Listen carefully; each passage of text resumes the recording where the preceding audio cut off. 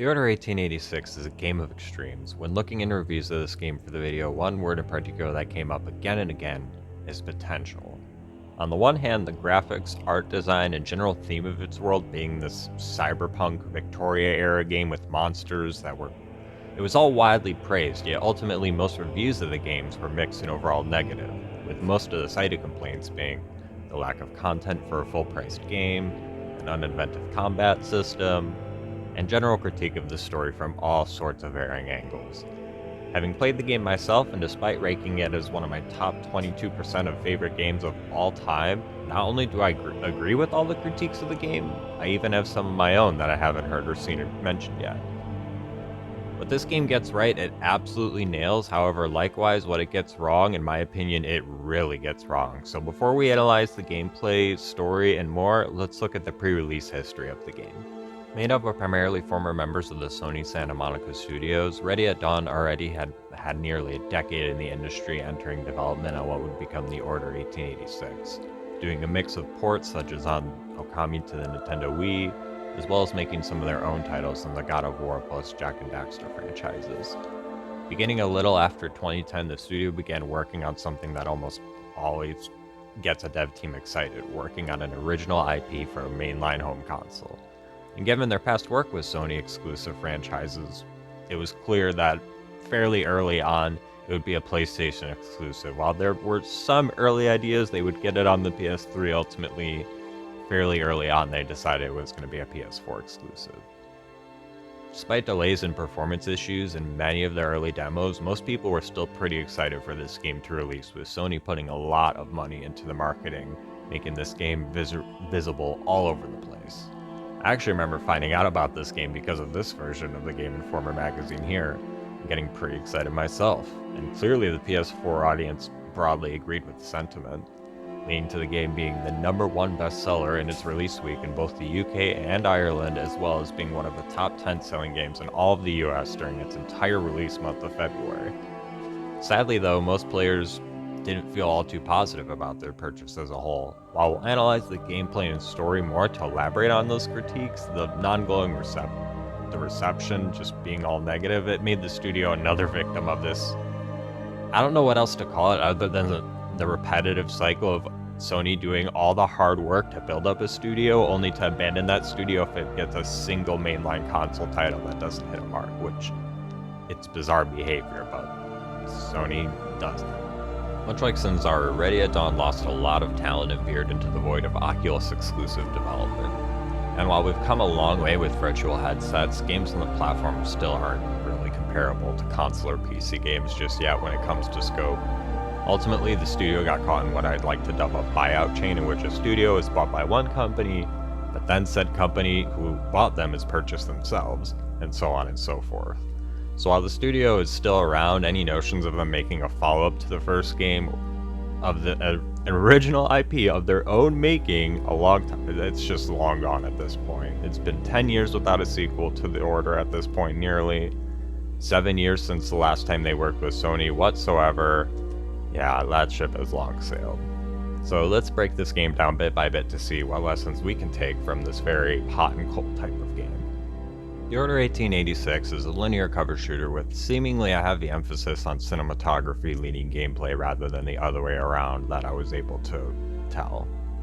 I was also able to 100% it in less than 10 hours, which inherently, neither of those are bad things whatsoever, but when given the context, a $60 price tag really makes that playtime as well as the lack of incentives for replayability incredibly jarring.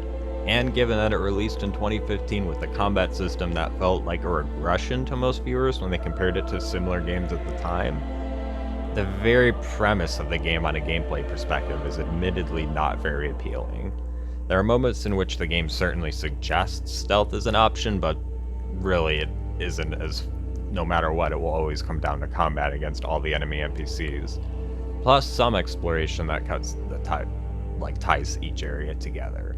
In addition, there are multiple points in which the potential of nonviolent means are brought up in conversation, in fact fairly regularly, but there's no option to actually act upon that notion.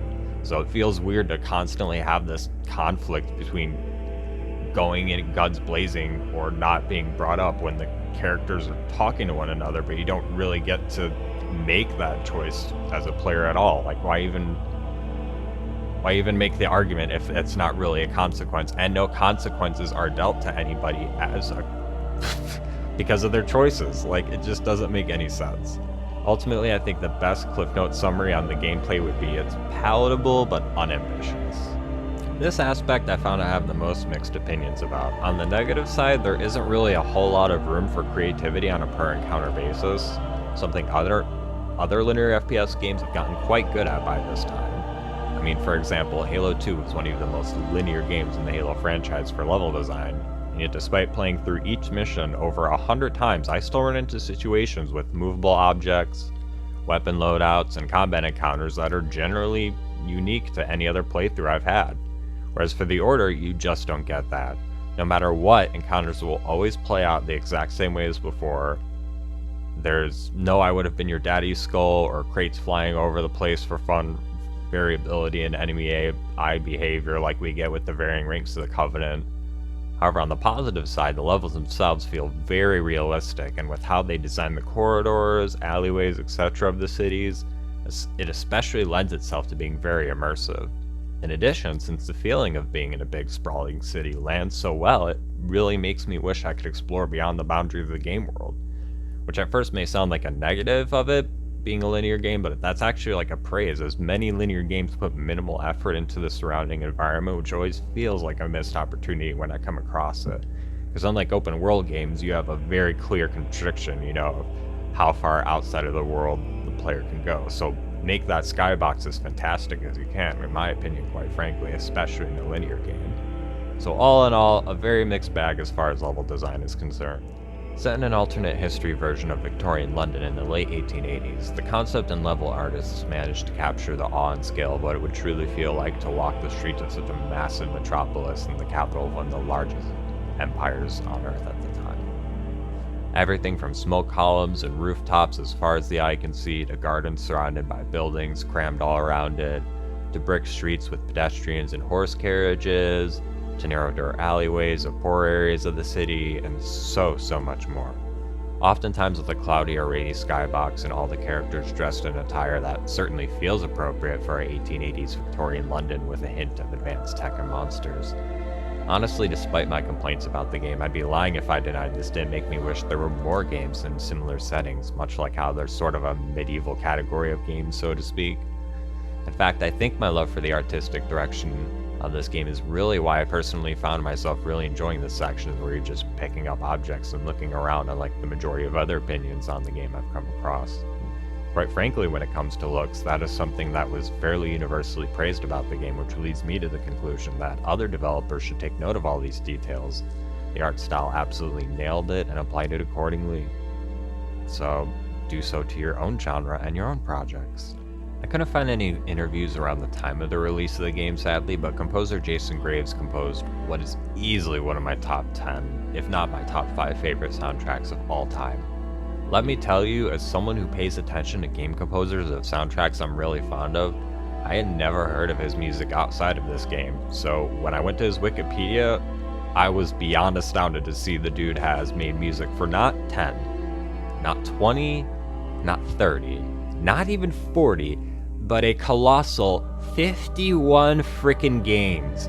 I double checked to make sure, and yeah, as it turns out, despite playing over 330 games at this point in my life, not a single one of the other 50 games that he composed for did I play with, which statistically is impressive, quite frankly. In fact, before The Order 1886, he already had composed 35 game soundtracks under his belt in just 12 years. Now, based on that level of output, with the fact the instrumentals of the soundtrack are almost exclusively just orchestral strings and drums, with the maybe 50% of the time getting some ominous deep chanting in the background as well, I personally wouldn't blame you if you heard that and had low expectations, but trust me, this soundtrack is absolute magic. It's just absolutely beautiful, especially some of the streak work in particular. Just listen to some of this. Oh, also I'll put the time skip on screen if you don't want to listen to all these soundtracks if you're already familiar with the soundtrack, but if you're not, please just give these a quick listen.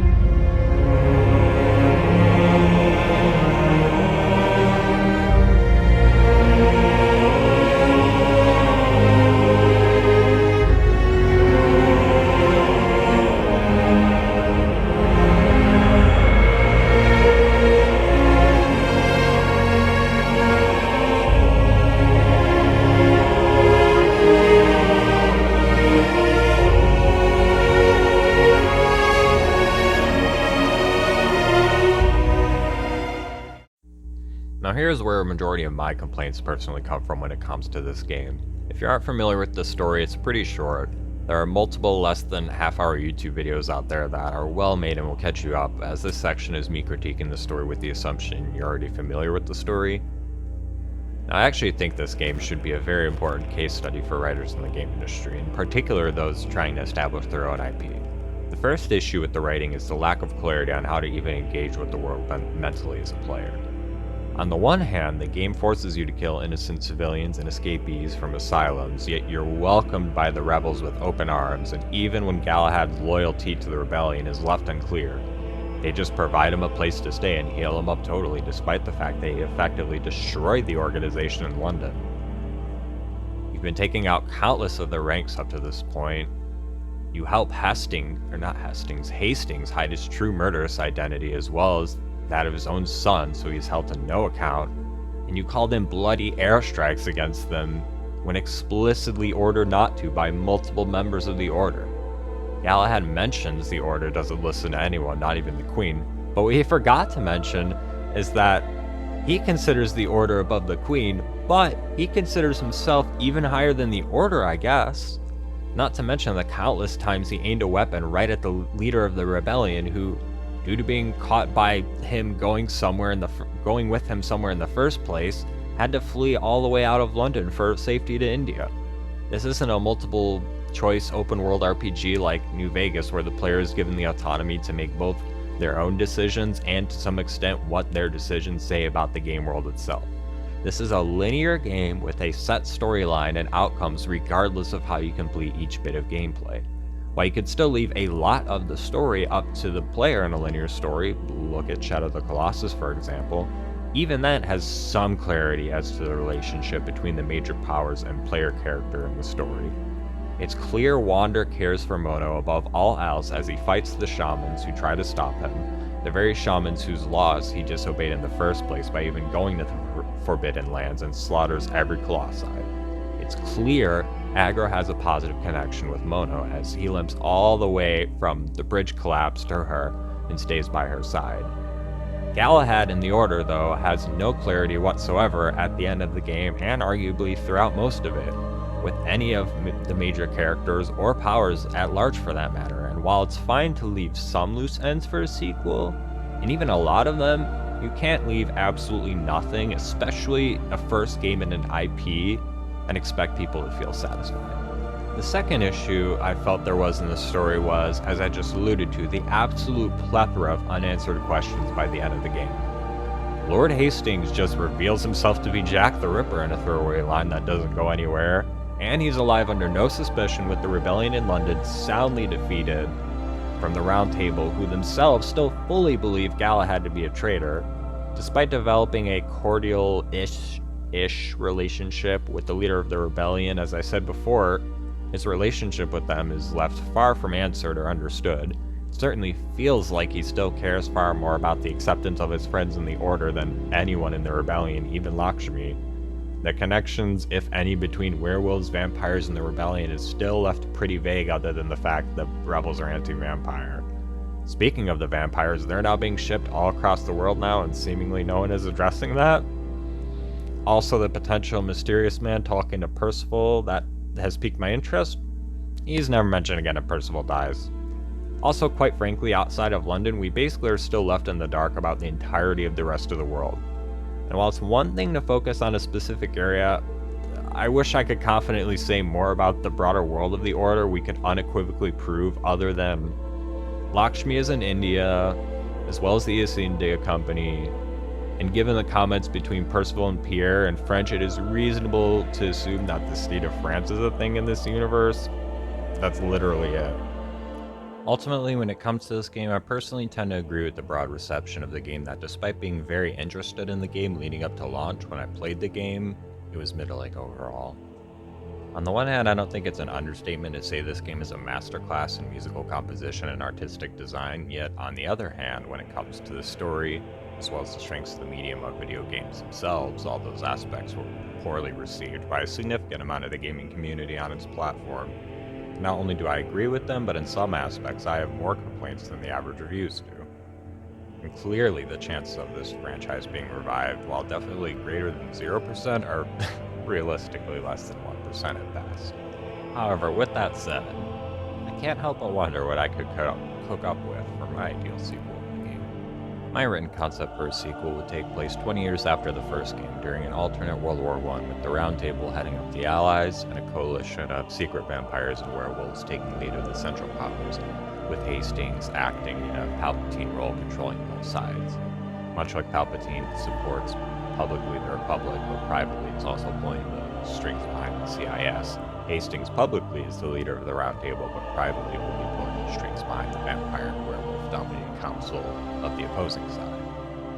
Throughout the time skip, Galahad will have been restarting small groups of the rebellion in London, and while still not being welcomed by the Order nor being believed that Hastings is bad, he's no longer seen negatively by his remaining friends in the Order, who believe him innocent after some communications with him over time.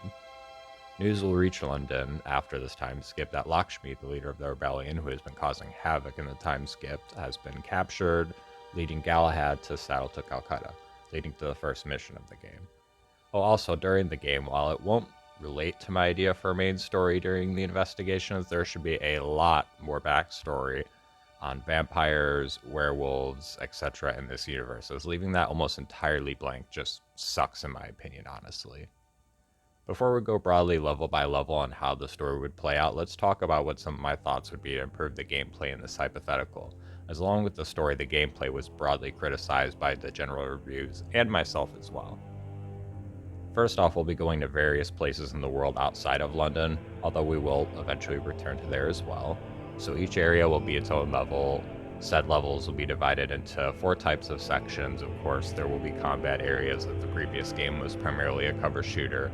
However, given how often the game hinted at stealth and investigative gameplay without truly delivering on it, I think each level should have at least one investigative and one stealth section as well. In order to give the player some replayability and give the game more levels of player affirmation, see this video on that linked in the description if you don't know what I'm talking about. There will also be 1 or more mixed zones per level in which the player can complete the zone via any one of the 3 previously mentioned methods.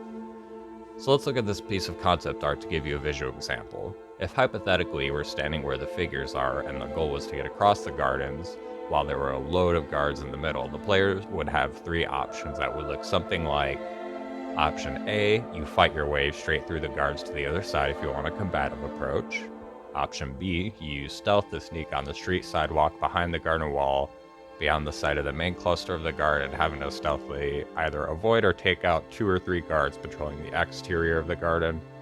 Or lastly, C, you can investigate the statues around on your side and, say, find a button on the back of it that opens up a passageway underneath the garden, avoiding any guards entirely in the garden area. The final significant change I'd make to gameplay is giving the werewolves, as well as vampires since we'd be fighting them too in this game, a clearly visually communicated and long built up charging leap attack. Sort of like the chieftains in Halo Infinite.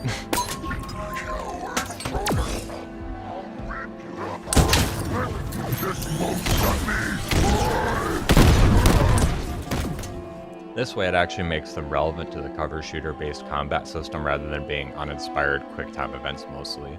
They'd still have a nasty melee damage rate, so you'd want to keep your distance and fire at them, but rather than the werewolf running to hide, they start to charge up for a leap attack.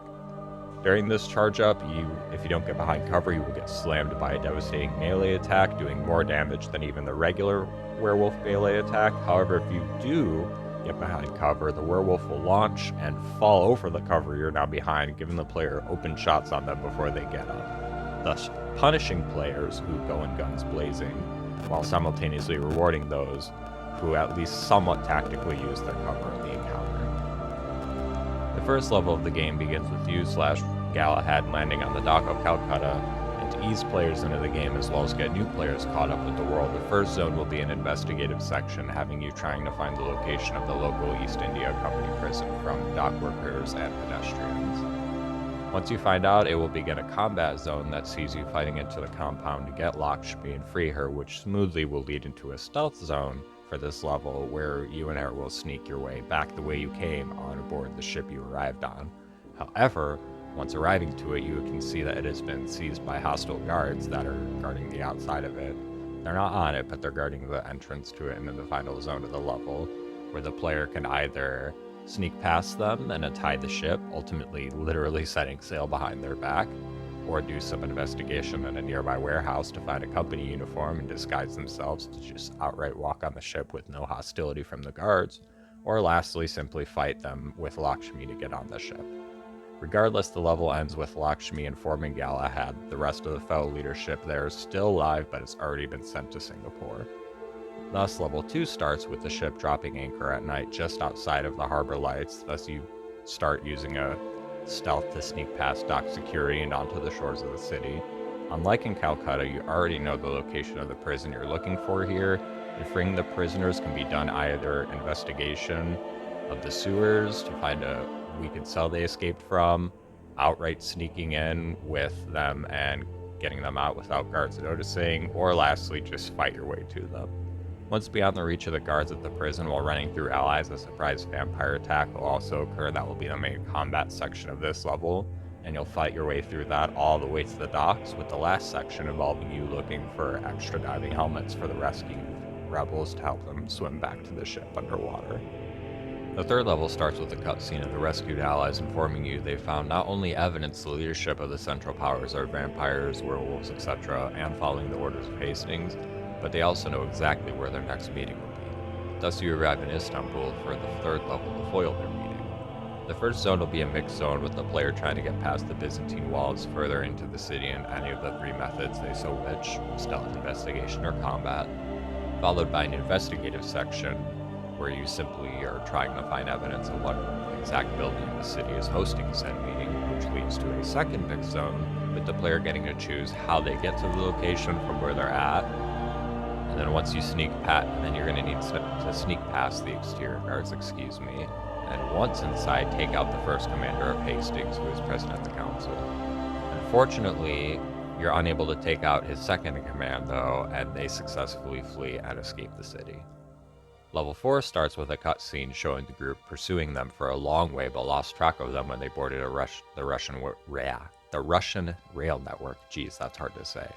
And are aboard one of the war trains leading into the first zone that requires the player to simply investigate, first off, what even is the number of the train you're looking for to arrive.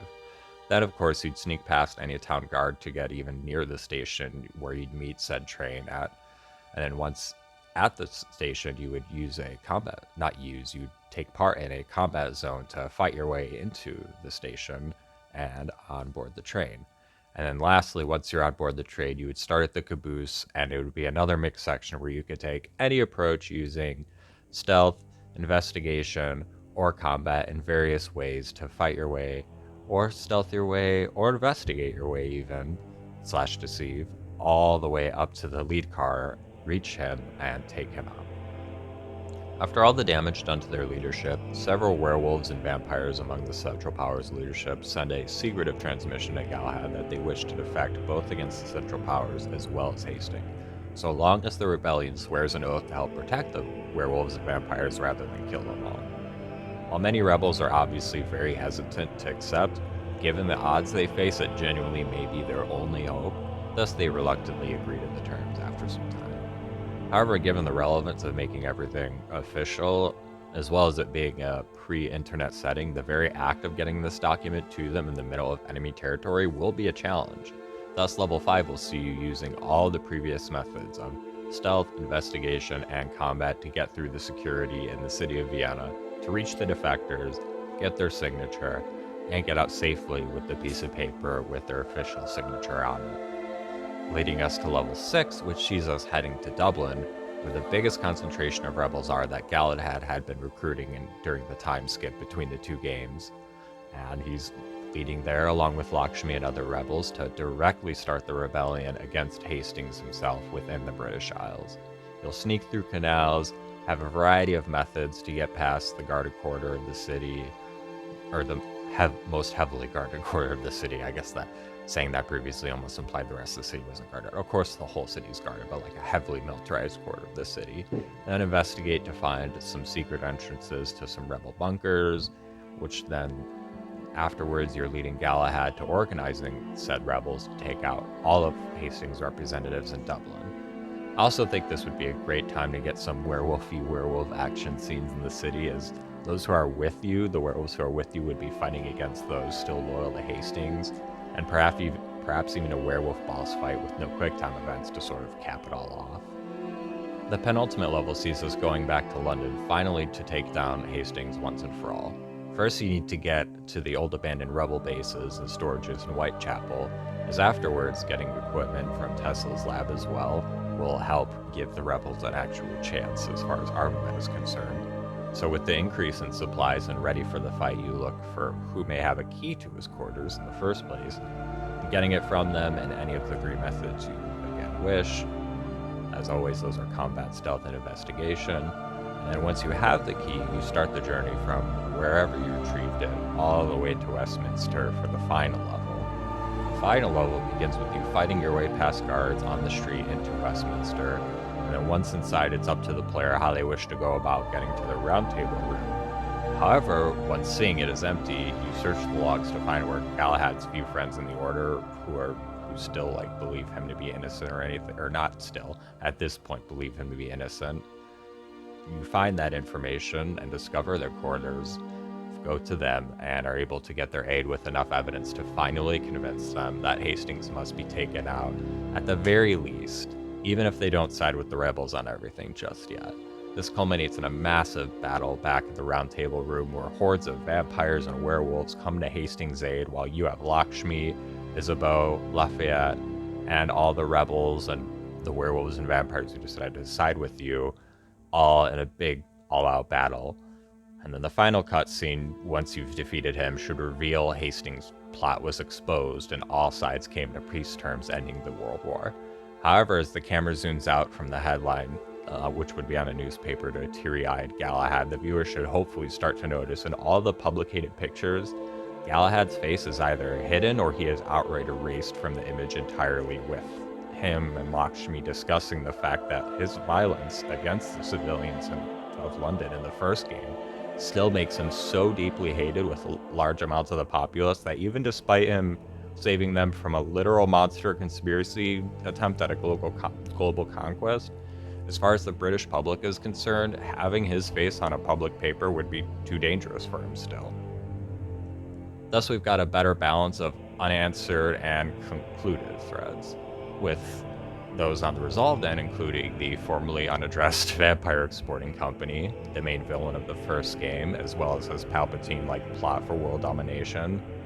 We're given a lot more clarity in this hypothetical on the relevance and origin of werewolves and vampires, as well as how they relate to human society a bit. And lastly, the drama between Galahad and his former team in the Order would be resolved, while also still giving more than enough for sequels with the future of the Order, Galahad's relationship to it outside of his two teammates from there in general, and events outside of basically the entirety of the rest of the world outside of the few regions in Europe and Asia, which this hypothetical game would cover. All of that is still left unanswered for future games to take up. I hope you all found this video as fun to watch as I found to write it up and think about. You can keep my broke ass fed by donating to my PayPal, or if you want to keep up to date with my general banter on Twitter, links to both of those will be in the description. Thanks, and have a lovely day.